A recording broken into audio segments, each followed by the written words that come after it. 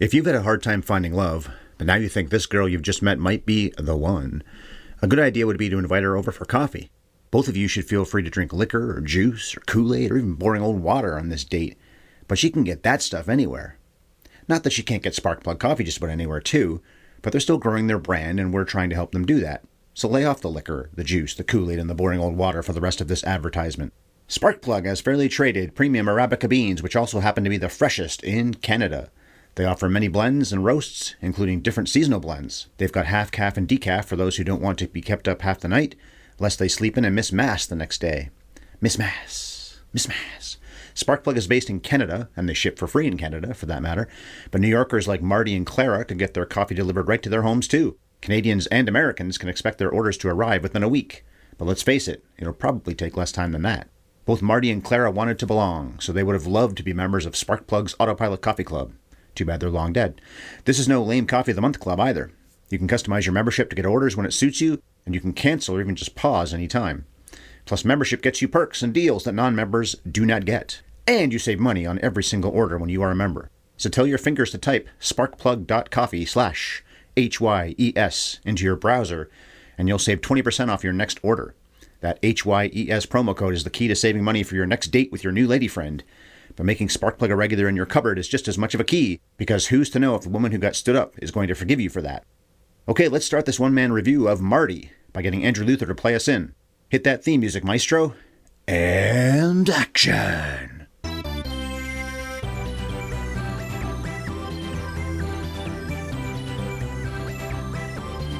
Have you ever seen Marty? I ever saw this Best Picture winner once a long time ago before I ever saw it again just a few ever days ago. I might have seen it more than once actually over the years before this time, but anyway. Now that we're in Oscar month, I chose to chat about Delbert Mann's little opus. Of course, since it's a Friday, I'll be doing episode number 497 of Have You Ever Seen All Alone? Well, me and that siren in the background. Some cop, ambulance, fire truck, whatever. I'm Ryan Ellis, the male half of this classic movies podcast that usually drops on Monday mornings, but also every other Friday, when I do it alone. My wife Bev sends her regards, by the way. I think so. I'm speaking for her. Maybe I'm wrong. Maybe she doesn't care about you. She cares about you. I'll be hashing out the plot of Marty from start to finish, so bail and come back after you've seen the film if you don't like spoilers or sirens. And if you want to actually watch the flick before or after hearing this review, I watched it on Canopy, so look for it there. So the shortest Best Picture Oscar winner in history was shot in New York and also premiered there in April 1955, then went to the Cannes Film Festival later that month, where it won the Palme d'Or. Winning the Golden Palm is a rarity for a movie that goes on to win the Oscar for Best Picture, and American film winning the Golden Palm is also pretty rare just in general. Rotten Tomatoes loves them some Marty. 96% of critics and 87% of audiences have given it a positive review over these past 7 decades, almost 7 decades. 77 critics have reviewed it, and their average for this little film that could is a giant 8.1 out of 10. As far as how many people ponied up some quarters to see this extravaganza, I couldn't confirm where it ranked at the US box office that year, although we've only covered 3 films on this channel from that year now, and none of them are in the top 10 on a website known as The Numbers. Marty didn't cost much, though, so I'd say it was a hit. The other 2 1955 flicks we've previously covered, by the way, are Rebel Without a Cause and Blackboard Jungle. Long time ago. Marty won 4 Oscars, including the big one, of course, Best Picture. Harold Hecht took that one home and gave a very brief speech when he accepted it. While he and Burt Lancaster had a production company together, Burt was an uncredited producer on this, so no Oscar for him. In fact, he wouldn't win one for 5 more years, and I wonder if that cheesed him a bit, that he could have and maybe even should have had one for this movie as a producer first before he won for acting in 1960. Delbert Mann won the Best Director prize. Ernest Borgnine won for Best Actor, playing the lead character, the only time he was ever even nominated, and Paddy Chayefsky won his first of 3 Academy Awards for writing. His scripts for The Hospital and Network were the other 2 times his name was called at the big show. Network is one of the greatest screenplays of all time and remains one of the greatest satires anyone has ever made. One of my very favorite films. Joe Mantell, could be Mantle, but it looks like it's Mantell, who plays Borgnine's best friend Angie, was up for Best Supporting Actor. Betsy Blair, who plays Clara, was up for Supporting Actress. Joseph Lechelle's black and white cinematography was nominated, and so were the sets. I said that the producer made very brief remarks when the movie won the top trophy on Oscar night. As for Borgnine, he thanked his mother right off the top, then his father, his wife, and Hecht and Lancaster. Chayefsky and Mann were very unremarkable in their speeches, which is surprising from Paddy especially. He was a great wordsmith, we know that. You think he could have weaved together a wonderful speech? All 4 of the guys who won that night were so modest, though. and I guess that's fitting for this movie.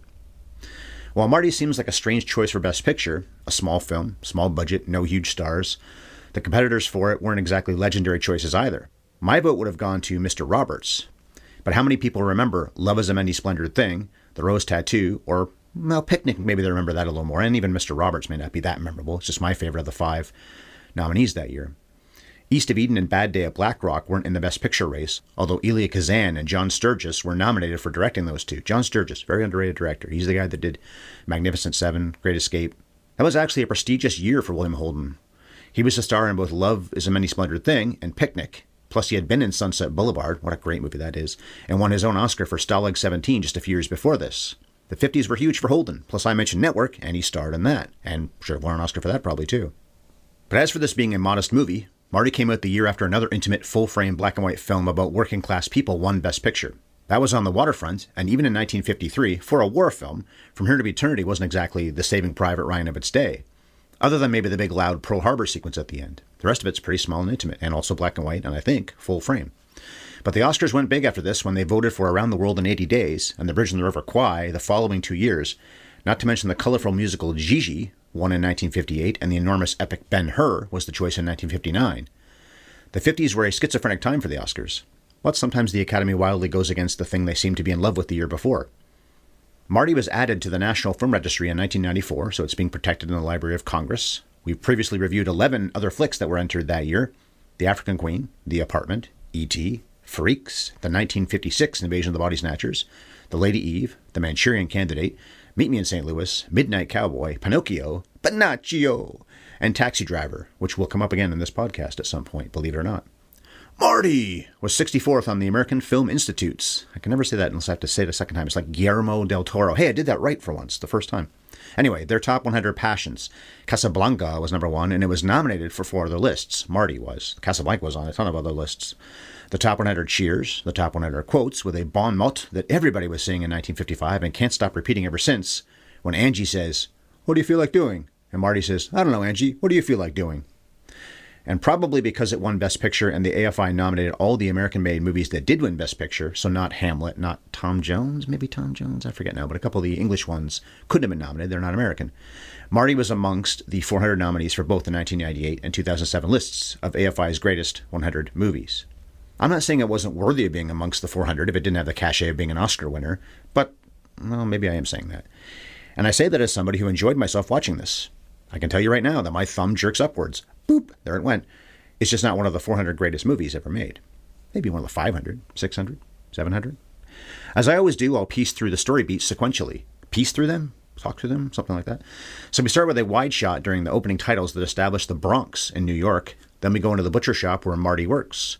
Of course, this kindly lug is played by Ernest Borgnine, Ernie. Marty doles out cuts of meat and tells customers about his brother's recent wedding. He says, "It was a nice affair," many times. Very repetitive guy, this guy is.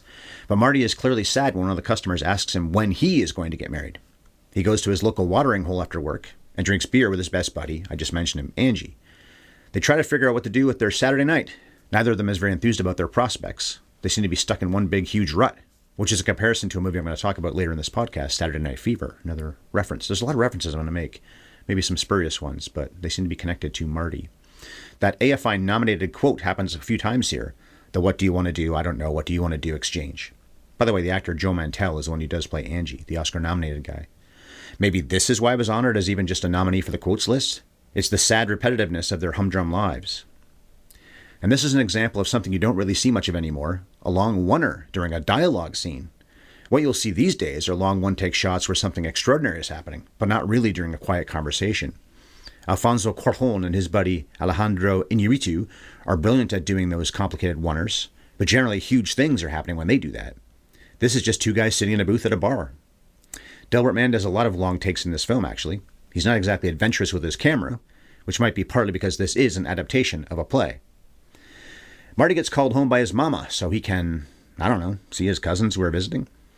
Yep, 34 years old, pretty good job, but he still lives with his mother. Tommy and Virginia want Ma, or Aunt Teresa to these two, to get her sister, i.e. Tommy's mother, to come live in the Marty and Ma house. And Marty is cool with it. What's he going to say? It's not his house anyway. It's his mother's.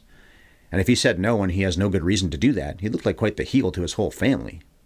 Tommy, or Thomas as Marty is always calling him, is played by Jerry Paris. Paris incidentally went on to direct nearly 240 episodes of Happy Days and also the second and third Police Academy movies. Stealing! I can't believe you! Why do you think I took you to all those Police Academy movies? For fun? Well, I didn't hear anybody laughing, did you? That might be my very favorite Simpsons quote of all time. And there are 1,000 of them, but that might be the best one. Well, I didn't hear anybody laughing. Marty screws up the courage to call the infamous Mary Feeney, but she's just not that into him. I'm guessing partly because he keeps describing himself as the heavy-set fellow. Well, we don't know why she turns him down because we never hear her side of the conversation, but she did meet him in person before, so she does know what he looks like. Borgnine is really touching in this scene. The camera trucks in on his face to show his disappointment as he's being rejected. He asks Mary out for this day, then that day, then that day, but it seems that she's washing her hair every single Saturday for the next 20 to 40 years. Ma badgers her sad son to get dressed and go to the Stardust Ballroom to cut some rugs, but he finally blows up at her that he just doesn't want to, calling himself ugly. He insists he's never going to get married because no woman would want him. I can relate to being single well into your 30s and not being able to connect with women, thinking your looks are at least part of the reason why. Of course, I was able to do something this guy couldn't right around the time I turned 34, take advantage of online dating and let my personality shine through. Well, such as it is. By 2007 and 2008, I was finally making things happen on the dating front, and it was mostly through online means. But before that, yeah, I could really relate to Marty, apart from living at home with my mother. And Marty does end up going to the Stardust. Now, this is economical storytelling. He says he's not going to go, but fade to him being there. Of course, that kind of thing's also become a cliche, hasn't it? The, I'm never going to do that thing, then hard cut to them doing that very thing. This is similar, but it's just done better than the cliched contrast the way they do it now. And we don't need a 2-minute scene where we witness him changing his mind. Obviously, he did change it. Marty and Angie are wallflowers at the dance, another thing I can relate to, although for me it was when I was back in my high school days, not as a 34-year-old. Clara enters the picture and the ballroom natch at the 22-minute mark of the movie. This pleasant chemistry teacher is on a double date, and a blind date in her case, with a guy who admits to his friend that he was hoping for better than Clara, i.e. hotter than Clara, so he's being standoffish. Clara's either into this guy big time, or she's just hoping to make somebody her boyfriend. She's the classier 1950s Edna Krabappel. Clara's making hopeful eyes at the snob, but he just wants to ditch her. He even calls her a dog, and we'll hear that later on in the film too. And after spotting Marty standing there by himself, offers Marty $5 to take Clara off his hands. Marty refuses because you just can't walk off on a girl like that. Marty watches as the heel gets some other mope to accept the $5, although Marty watches as she turns that guy down. We don't hear it. We're behind Borgnine's shoulder the whole time, finding out what's going on without actually hearing them say anything. So I like the way he shot this, meaning man. But Clara feels pretty terrible about the attempted pawn-off and walks onto the roof of the ballroom. I don't think she was planning to jump or anything, but she was planning to shed a tear or two. And she does. Success with the tears. Marty either feels sorry for her, or he is attracted to what's supposed to be this Bowser. She's really not. Because he follows her outside and asks her to dance. After she cries on his shoulder for a bit, we find them indeed dancing. Their conversation during all this is all about crying, actually. She talks about being a crier, but Marty tells her he is too. Cries all the time, in fact. I don't think you'd ever get John Wayne to admit something like that, although apparently John Ford made him cry all the time. Marty gets romantic. Take note of this line, guys. Got a pencil and paper? Type in your phone, whatever. And says to Clara that, you're not such a dog as you think you are. Save that killer line for when you propose, Martin. He also says it doesn't matter if Clara looks like a gorilla. After all, look at his parents. Gorilla, jeez, man. His dad was an ugly man. He says that repeatedly, so his father must have been the Rancor or something. Still, Ma adored him anyway. Take a note, Ryan. I've got a pencil right here. No. Tell Bev it doesn't matter if she looks like a gorilla. She'll be butter. A gorilla butter. A butter gorilla. A bon mot like that would be better than 12 birthday presents. Anyway, Marty later confesses to Clara after they leave the dance hall that his father died of a heart attack while playing cards with friends nearly 20 years ago. There are worse ways to go. We get away from these lovebirds for a bit, and the next scene is Teresa visiting her sister Catherine at Tommy and Virginia's house, obliging the young people's request and practically begging Kitty Cat to come live at her house. I don't think anyone's ever called her Kitty Cat before. A big part of the problem is that Catherine seems to be a crappy mother-in-law, especially the way she judges Virginia for how she's raising their baby. Catherine rants for a bit about how being a widow is a curse. Then she quietly resigns herself to the fact that she's going to change addresses the next day. This is basically a 24 hours in the life of movie, maybe a little more than 24 hours. Back to the lovebirds. Marty chatters to Clara like a monkey in a tray. He's been talking about his father and his own past, then ends up mad at himself for talking too much, then continues to talk too much. This made me smile. Partly because I've been this guy, and you can see how much Clara is starting to like Marty. You can't call it charming when someone talks too much, but there has to be something endearing about somebody who has a hard time playing it cool. Marty doesn't have that switch. He's honest and forthright. My inability to BS people, my honesty, is one reason Mrs. Ellis was drawn to me. Over coffee, Marty laughs like a hyena while telling a story about his army days and how he was such a great shot. She's laughing too, so this isn't just more self-indulgence on his part. And hey, killing people in war is certainly fodder for hilarity. This also reminds us of how Borgnine was in From Here to Eternity just a couple years earlier, co-starring with the uncredited producer of this movie, Burt Lancaster. Hey, you fatso, as they call him in the movie. This is not an insult on Ernest Borgnine. The gestures Burt Lancaster does in the scene where they almost fight, broken bottle scene. Love that. Both of them must have been getting used to being involved in Best Picture winners because that won the top Oscar, and we know this one did too. Talk turns to suicide, as it must on a first date, but Marty says his depressed past turned around when he got his job as a butcher. He doesn't love chopping up and hawking meat, and wonders if people even respect him for it, but Clara says she doesn't look down on butchers. I don't either. She even pep talks him about his future in the profession and says she has a good feeling about him. Marty's friend Ralph sees the two of them when they're back walking the streets and wants our main... That sounds bad. You know what I'm saying, though. And wants our main man to ditch Clara to hang with the gang in the car. Partly because there's a lady in the backseat who's a sure thing. Is she a professional? She's never even seen this supposedly undateable gorilla before right now, so why would Marty believe she might really be interested in him, unless she was being paid? But Marty's a decent man, as we've already learned many times over, and won't ditch Clara, partly because that already happened to her once tonight, as he says. Plus, obviously, Marty likes her company too much to let the date end this way. Clara goes home with Marty, but they're barely in the parlor for 2 minutes before she puts on her coat to leave. He tries to kiss her, but she's not in the mood, and he gets sore. Delbert Mann and Joseph Lachelle shoot the next part of this scene in the dark of the living room, and it's well done. Marty doesn't exactly apologize for trying to steal a smooch, but you can tell he feels bad about what just happened all the same. And she says the reason she didn't want to kiss him is because she wants to see him again. I can relate to this, too. When you really like somebody, as I did my wife when I first met her, it can ruin things to get physical too soon. So they make plans to go to the movies the next day. He still seems discouraged, but she seems nothing but hopeful about the potential for a future with the nicest man she's ever met. He even goes so far as asking her out for New Year's Eve. She's into that, and then they do briefly kiss and hug. Hey, you got it after all. But Ma comes home from her chat with Catherine to break the spell. Ma! A nice conversation between the three of them turns sour when Clara says she doesn't think it's right for a son's mother to live with a young married couple. Since Mother Teresa is probably thinking right away that any date of Marty's could and should turn into a marriage, what does that say about what her potential daughter-in-law thinks of Teresa's continuing presence in her own house? This is a well-written little scene. Clara is being polite as always and doesn't mean anything by what she's saying, partly because she's not thinking about being married to Marty already, the way his mother is.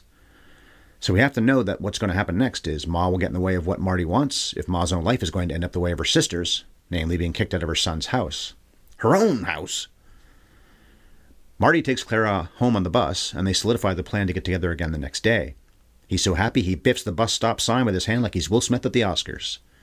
Marty wakes up in a great mood, whistling while he washes up and announcing to his mother that he thinks he'll buy the butcher shop. His life has really taken a turn in about 12 hours. Apparently they've got over $3,000 in savings, which seems like a good piece of change for middle-class people to have in the bank in the 1950s. And as we had to know was going to happen, Teresa is sore. They use that expression in this movie. I always love when people say someone's sore. She doesn't like what might be coming for her down the road. She wanted more than anything for Marty to meet someone and settle down, but not like this. As congenial as this movie is, there are some serious scenes that reminded me a little of some of the early Scorsese flicks. The phone call with Mary is a good example. That reminded me of when Travis calls Betsy in Taxi Driver, and you can tell she's flatly telling him to buzz off, without actually saying it that bluntly, and he keeps trying anyway. Well, another comparison to a future Scorsese film is that we've got Tommy and Virginia in this movie fighting about how they're just pawning his mother off on his aunt, so you wonder how happy they're going to be long-term if he's going to feel guilty all the time. Oh, Tommy, by the way, the name of a character in a movie I'm going to talk about right this second, Raging Bull. This sequence felt like some of the domestic stuff in Raging Bull. Wait, maybe Tommy's in Goodfellas. Why am I forgetting this now? Tommy DeVito. Goodfellas, I guess. Anyway, still Marty. Scorsese. Not when Jake socks his own wife in the face, but the arguing and the family squabbling that's going on in that film. Which continues in this one at the Paletti house when Marty asks Tommy for advice about buying the butcher shop. But Tommy's so cheesy what's going on in his own life that he barks at the Mart man not to burden himself with such responsibilities, including having a wife and kid. Don't do that, Marty. And there are ties to other movies, by the way. I think it was the making of Back to the Future where Bob Zemeckis and Bob Gale were asked about the fact that they send Marty back to 1955. the same year this film was released. The interviewer asks if that was intentional. I think they said it was just a coincidence, but it would have been a clever tie-in. I don't remember if they were further asked if Clara being Marty's love interest in this movie, and also the name of Doc's lady in Back to the Future Part 3, was intentional, or just another happy accident. I also read online about connections to Saturday Night Fever, or more specifically, that Saturday Night Fever might be homaging Marty. Well, obviously, Marty couldn't be homaging a movie that came 22 years later. Both films have working-class characters who work blue-collar jobs in the boroughs of New York. Both dream of something bigger, although I guess most movie characters do that, don't they? Both meet a woman that their friends don't know very well or connect with the way the main character does. In fact, in Saturday Night Fever, it seems like Tony might be sick of his buddies and might not want to hang out with them anymore at the end of that movie. Marty, we'll learn at the end of this film, might be willing to end his own friendships in order to move on with his stuck-in-a-rut life and to be with his girl. Of course, in Saturday Night Fever, Tony ends up with his dance partner just being his friend, so they diverge in that way. There's no love interest there. Back to Marty. Teresa confirms to Catherine what we already know, that she's worried about Marty's intentions. She doesn't plan to go anywhere. She had 6 kids in this house, for crying out loud. Marty comes into the kitchen and finds that the wall is crumbling and, without having any idea what was just said by the older ladies, suggests that they do exactly what Catherine warned her sister about. He says they should sell the place and get a nice apartment downtown. He couldn't know they just talked about that, but what lousy timing, man. This wasn't funny to me, but I could see how someone back in the 50s might have laughed at the timing of this. Standing outside church, Ma needles Marty about Clara's looks and her age, claiming there's no way this woman could only be 29 years old. And Clara doesn't even look Italian. Ma even says she doesn't want her son to bring the girl around again at all. Post-Mass, Marty goes to his favorite bar for a beer and learns that Angie told the bartender about the dog that Marty was with last night. For a guy who's pretty crazy about Clara already, you'd think he would have had the courage to do more than just say, she wasn't so bad. Does he feel like a loser for not forcing himself on her the way this Ralph dude might have? Some good loving could happen on the very next date. Stop giving up so easily, Marty. But that does lead me finally to my nutshell. So Marty, in a nutshell, movie date postponed by peer pressure. They're not all winners, guys, and usually this follows Bev's skinny. A bunch of his friends end up at the Paletti house at lunch, and they aren't any more encouraging about the way he feels about Clara than anyone else is. Angie really craps on her, even calling her a dog several more times, which Marty does too. Peer pressure. To offset the way Angie is so sour on Clara, one of the other friends won't shut up about how good a writer Mickey Spillane is. I think this friend wants to sleep with Mickey Spillane and can't admit his homosexual impulses. That or, read the room, guy! Your friends are arguing about a girl, and it's not like they see Marty with such options very often. Mickey Spillane, Mickey Spillane, Mickey Spillane, Mickey Spillane. Marty lets his friends scare him off of phoning up Clara. After all, Clara's parents are watching the Ed Sullivan Show with her that night, but they are enjoying the program, and she is weeping. The program. This woman cries a lot in a 90-minute movie, especially since Betsy Blair is on screen for maybe about 30 minutes. Clara, he stood you up, yes, but you didn't have concrete plans, and there are other days. Marty is out that evening with the guys, who are moping around outside the bar, as a bunch of lame-o mopes tend to do, asking each other what they want to do. I don't know, what do you want to do? Marty explodes on them and declares he's going to call Clara. If Angie doesn't like her, that's too bad. He even says he'll propose if things keep going well. Guy, you've known her for less than a day. Marty rings her up, and curiously, the movie just ends. We don't see or hear Clara again, and we don't find out what will happen with Ma, who is so not happy about where this relationship might have been going. This movie really worked for me, but I felt cheated that it left this much up in the air. Leaving things unfinished in movies is something I admire, yes, but I needed some resolution. Maybe Clara told him to piss off for not calling her sooner. I think we need a Marty too. So the cast. Ernest Borgnine was, of course, in From Here to Eternity, and was also one of the Wild Bunch. The Sirens are back. We covered both of those in 2014 when we were reviewing AFI's Top 100 movies. And by the way, spoiler alert, spoiler alert, spoiler alert, he dies in both of those. Doesn't even come close to dying in this one. In fact, his life is so much better at the end of it. So we covered those movies a long time ago. Then Bev and I talked about Borgie again late last year, Borgie, when we reviewed him yelling his way through the Poseidon Adventure. Linda! Linda! Betsy Blair, who was Gene Kelly's wife at the time, that Gene Kelly, yep, had been blacklisted for her supposed communist views. Gene Kelly blackmailed MGM to cast her in this, saying he wouldn't make any more movies for them if strings weren't pulled to get her cast in this picture. She'd been in The Snake Pit and No Way Out before this, No Way Out, of course, the 1950 version, and did get some roles after it, but you wouldn't recognize most of them. Sometimes Oscar nominations result in bupkis, especially if you're supposed to be somebody who is compromised, if you will. Joe Mantell was in The Birds, which Bev and I covered a long time ago, but he was also in Chinatown, which we've also covered. In fact, he's the guy who says at the end of that classic, "Forget it, Jake, it's Chinatown." These cops outside, or whatever this is, could maybe go and help people in Chinatown. Mantel's last movie was the sequel to that, The Two Jakes, where of course he plays the same character. Duh. Delbert Mann had directed some TV earlier in the 50s, but was making his film debut here. He worked quickly and got the movie finished in just a few weeks. And a tip of the hat to any man named Delbert, because that was my grandfather's name, my mother's father. Mann also directed Separate Tables a few years later, a film that won acting Oscars for David Niven and Wendy Hiller. So here's a guy directing his first movie and winning an Oscar for it, and look at the times he directed people to Oscars. The actors, that is. I think I said somewhere recently in one of our podcasts that Spielberg didn't direct somebody to an Oscar for, what was it, close to 40 years into his career, when it was Daniel Day-Lewis and Lincoln, the first one ever. And there have been several since, but he was the first one ever for a Spielberg film. David Lean, Elie Kazan, and John Sturges were all competitors of Mann's that year for the Oscar. None of them was making their best films in Summertime, East of Eden, or Bad Day at Black Rock. But that's still something, winning the gold trophy when names like that are in your category. And, of course, you're brand new to this. Directing films, that is, specifically. Paddy Chayefsky wrote the original play and then this Oscar-winning screenplay. That play was on television before it was turned into a movie, which turned out to be an odds-defying success because it was thought back then that TV stars and TV stories couldn't cross over into movies. If you were small-time, you stayed small-time. Only not this time. I liked Marty. Mann and Chayefsky are efficient and tell a simple, honest story. They even made me want a little more, although you have to love a movie that can tell its story in just 90 minutes. Mann was a no-muss, no-fuss kind of director, at least on this production, so it makes sense he wouldn't linger. Do you have to not linger? Any repetitiveness about Marty or his father being ugly mostly made sense, even if he didn't need to say things like that quite so often. But Borgnine's earnestness works perfectly. Blair is good. Esther Minciotti is really effective in the thankless role as Ma Teresa. The other actors are authentic feeling. Even though it's a small film, it does have a bit of an opened-up quality for that reason alone. It's on the street quite a bit in New York. So that's that for Marty. Monday's a big day on this channel. First of all, we'll be posting our thoughts about the Best Picture winner from 1968, Carol Reed's Oliver, with a slammer. Somebody requested this a long time ago. We finally do it in 2023.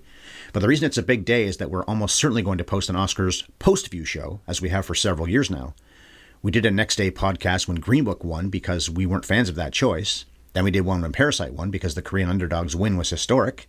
Then it was the bizarre year during the pandemic. Well, we're still in the pandemic, but the first year of it, the first Oscars during the pandemic, when Nomadland won. Good choice, but what a strange year for movies that was, partly because almost nobody saw Nomadland on the big screen. And last year, it was the slap, the punch, the cuff, the bad joke punishment. Who will get clonked across the chin this year after they tell a mediocre joke? My next solo show will hit the streets on March 24th. I'll be yapping about the film that won the Best Picture Oscar, and 4 others, 40 years after Marty did, Braveheart. Mel Gibson might be a terrible person, but he's a terrific filmmaker, and I've always been a big fan of his Scottish war picture, which has very little in common with Marty. Well, of course, there's a love story in that, too, and the guy's driven by love, forbidden love, if you will. This episode will be available on YouTube, probably a few hours after the podcast goes up. So the podcast and the YouTube video, which is just the podcast with our graphic over it, there's no extra content, like when Bev and I do them, will be available at essentially the same time very early on Friday morning. Make @HYES Ellis a bookmark in your browser and subscribe to the channel, please. We've only been on YouTube for a few months, but everything we posted in podcast form this year has also gone up there. And when Bev and I do shows together on Mondays, they do have 10 or 12 minutes of bonus content with us on camera, talking about various movies, answering listener questions, goofing around, etc. We are reachable via email. That's haveyoueverseenpodcast@gmail.com. If you continue to be a tweeter, despite all the recent controversy with that app, find us and follow us. I'm @MovieFiend51 and Bev is @BevEllisEllis. Whether it be on YouTube or through your podcast app, give us a like, subscribe to us, favorite, share, comment, tell your friends we exist, and don't forget about Sparkplug Coffee.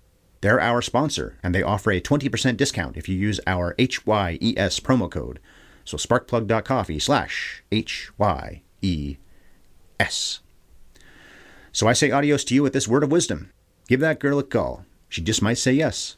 She might even accept your marriage proposal when you barely know each other, because after all, this is a movie where they do that sort of thing. They always used to anyway, back in the early days. We want to do things other than just maybe kiss. We got to get married. And cut. The meat in the butcher shop. Cut.